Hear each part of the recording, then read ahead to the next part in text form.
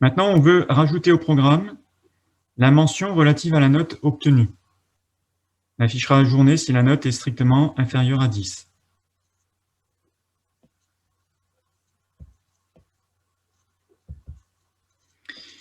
Donc ça, en quelque sorte... Alors, là, maintenant, bon, on a vu qu'il y a deux méthodes. Soit vous en utilisez une ou l'autre, mais donc ça, c'était pour la question 1. Maintenant, pour la question 2, on va afficher la mention.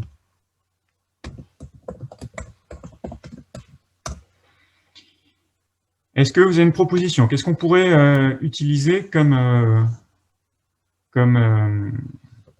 technique pour afficher la mention?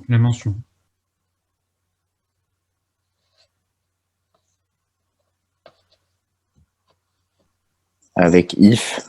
Oui, très bien. Donc, on va dire, je vais rajouter quand même méthode 1. Donc, première méthode, c'est celle que je vous conseillerais, c'est la plus systématique. On va faire un if. Alors, le if va fonctionner, donc une structure conditionnelle par rapport à la note.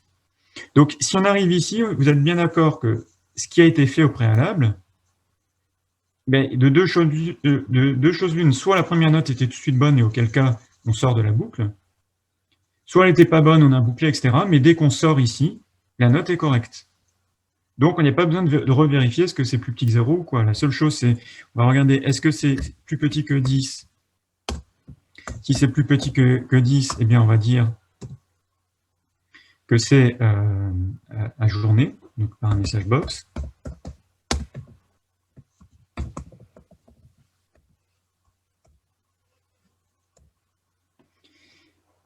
Et là, vous avez deux possibilités. C'est-à-dire que ce qu'on pourrait faire, c'est dire ici, bon, ben, OK, and if.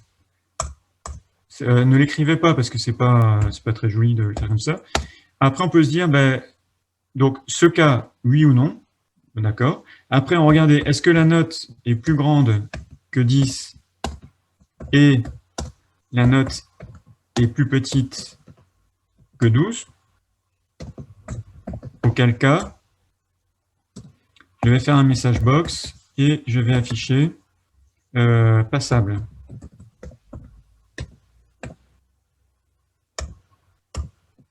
Et end if. D'accord? Et comme ça, je pourrais poursuivre. Monsieur, j'ai une question. Oui.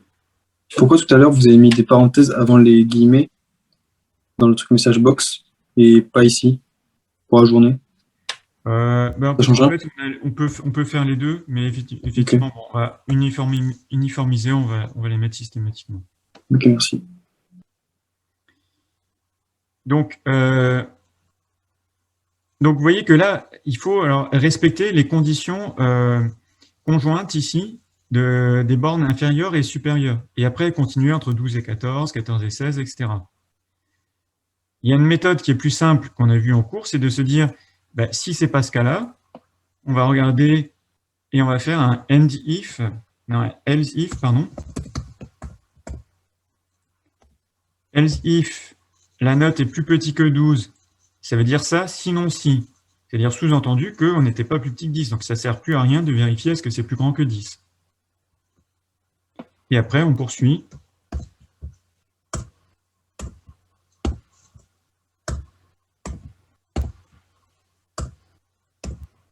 Et là, je vais modifier. Donc après 12, c'est 14. 16. Mince, 16. Donc là, ici, c'est AB. C'est bien. Et là, c'est très bien.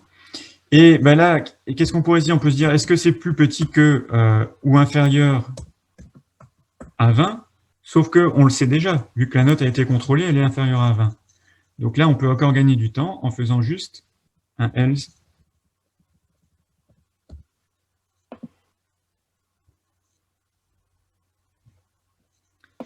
Ce qui fait que si on exécute, alors bon, maintenant je sais que si je mets un -6, il me repose la question. Si je mets un 12,5, il me met donc AB, assez bien. Et après, pareil pour les autres.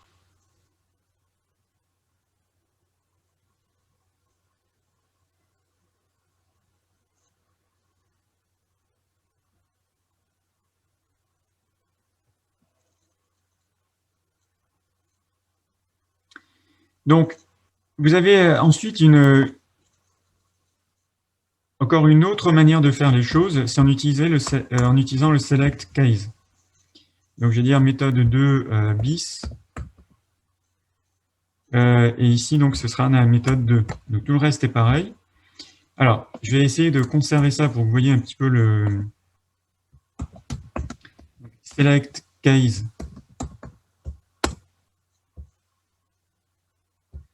Donc, Monsieur, si on veut garder la trace de la première méthode, est-ce qu'on peut écrire en dessous la méthode 2? Ça gêne pas dans la réalisation? si, parce qu'il va vous la réaliser 2 fois, du coup, le test. Ok, d'accord.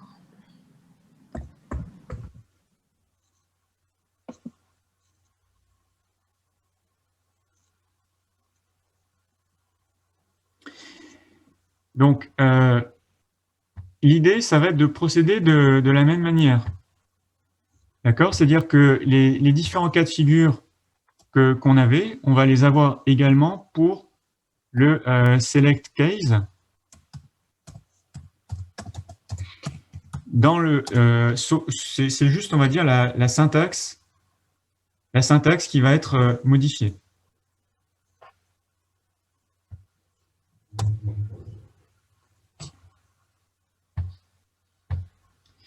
Donc, je vais mettre un petit...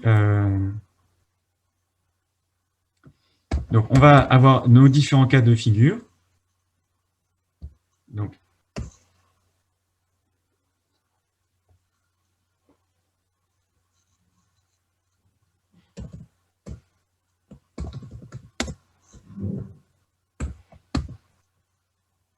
Donc, ici, donc on va dire, est-ce que c'est plus petit que 10?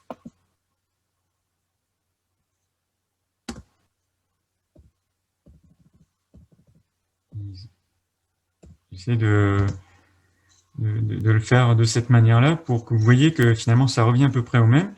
Mais par contre, il n'y a pas de zen, c'est pas le if zen i. Donc as is, donc du coup, dans ce cas-là, on fait ce message box. Et après, pareil pour les autres, case is.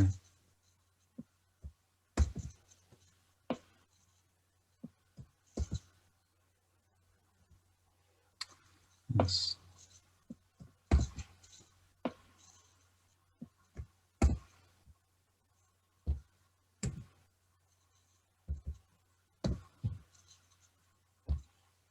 D'accord? Bon, je pense que vous avez compris. Je vais plutôt directement faire un copier-coller tout ça, ce sera plus rapide. Oh, quoique. Je vais quand même faire ça. Je n'ai pas besoin de réécrire le nom des mentions.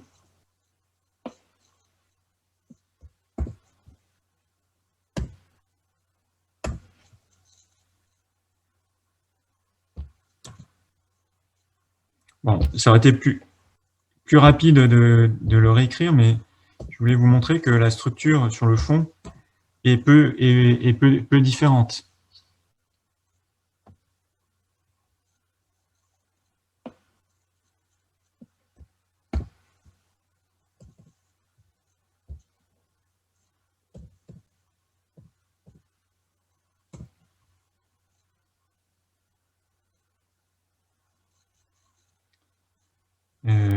Hop. Et à la fin, ben, de la même façon qu'on avait le else, c'est le cas, l'autre cas, donc case else et end select. D'accord? Donc vous voyez que si vous avez suivi la façon dont je m'y suis pris, vous avez vu que on retrouve déjà la même structure logique. C'est une histoire de syntaxe qui change. Donc si vous exécutez, vous verrez donc si je mets 14, je vais mettre 15 par exemple. Donc ça fonctionne de la même manière.